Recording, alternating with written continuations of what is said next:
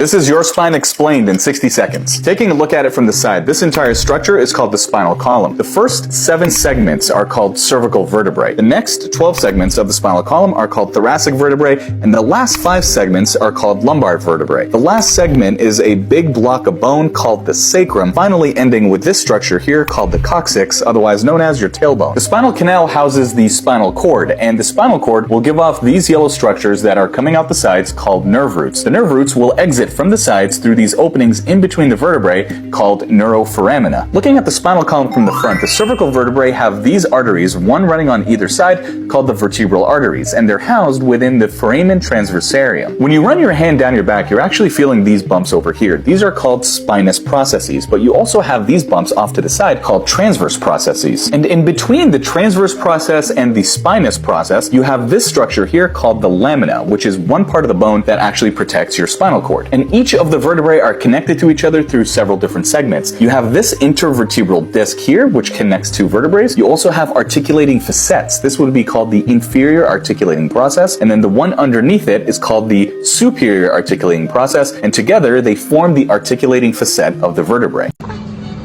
This medical condition is a lot more common than you think. It's called hydrocephalus, and it's seen in about 1 out of every 1,000 births. And yes, it can happen in adults too. You see, the brain produces something called cerebrospinal fluid, otherwise known as CSF. And there's a complete plumbing system that drains this cerebrospinal fluid from the brain down the spinal cord. And if there's ever an overproduction or a blockage in the drainage system of the CSF, then it leads to accumulation of this fluid. Now, the reason the head gets so big in children is because the skull is comprised of several different bones. These bones join together at areas called sutures.